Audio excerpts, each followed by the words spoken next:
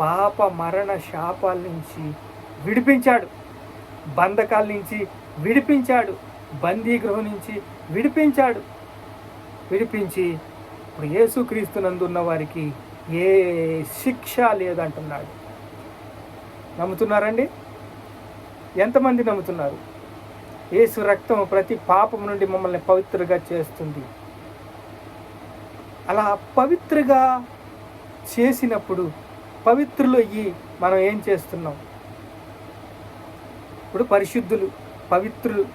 మీకు ఒక collector job వచ్చింది. కలెక్టర్ జాబ్ వస్తే ఊర్లో ఉన్న ఎంతమందిని రక్షిస్తున్నారు? ఆ ఊరు ఒక అభివృద్ధిని ఎలా తీసుకొస్తున్నారు? ఆ ఊరికి ఎవరు వచ్చినా మీరు ఆదరణ ఎలా చేస్తున్నారు? రౌడీ షీటర్లు వస్తారు, అన్యాయం చేసి వాళ్ళు వస్తారు, అధర్మం చేసి వాళ్ళు వస్తారు. వీళ్ళందరినీ కూడా వీళ్ళొక నాయకుడు ఉంటాడు, ఈ నాయకుడు పంపిస్తూ ఉంటాడు. ఈ నాయకుడు ఎమ్మెల్యే దగ్గర కూడా వస్తారు, రాజకీయ వ్యక్తులు కాడ ఉంటారు.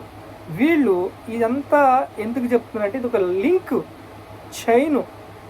అపవాది నిన్ను దేవుని పని చెయ్యనివ్వడు. దేవుని పనిని చెయ్యనివ్వనప్పుడు మనం పోరాడుతున్నది ఆకాశ దురాత్మ సమూహములతోనూ, లోకనాథులతోనూ, ప్రధానులతోనూ, అధికారులతోనూ. ఏం చేస్తాడు?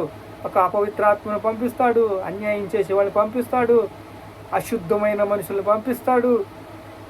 కలెక్టర్ జాబ్ కదా, టిప్ టాప్గా కలెక్టర్ అయ్యావు కదా, నీ పని ఏంటి?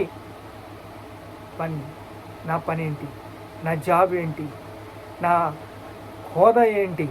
నేను ఎవరితో, పేదవాళ్ళతో ఎలా ఉండాలి, ధనికులతో ఎలా ఉండాలి, ఈ ఊరి యొక్క న్యాయం ఏమిటి, న్యాయ వ్యవస్థని ఎలా నడపాలి అనేది ఇంకొక బాధ్యత ఉంటుంది.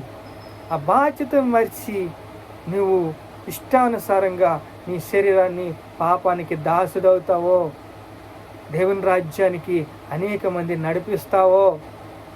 నీ పాపాలు ఒప్పుకున్న పాప మరణాల నుంచి నిన్ను విడిపించాడు కదా దేవుడు, శాపం నుంచి నిన్ను విడిపించాడు కదా. అనేక మంది పాప బంధకాల్లో ఉన్నారు కదా, నీ కళ్ళ ముందర కనిపిస్తున్నారు కదా, పాప బంధకాల్లో కూరుకుపోయారు కదా, ఊబిలో కూరుకుపోతున్నారు కదా, మరణానికి పాత్రలు అయిపోతున్నారు కదా, మనస్సాక్షిని వారు ఆ ఊబిలోంచి రావలేకపోతున్నారు కదా. వారికి నువ్వు న్యాయం చేయాలని నీకు బాధ్యత ఉంది కదా. ఎందుకంటే నువ్వు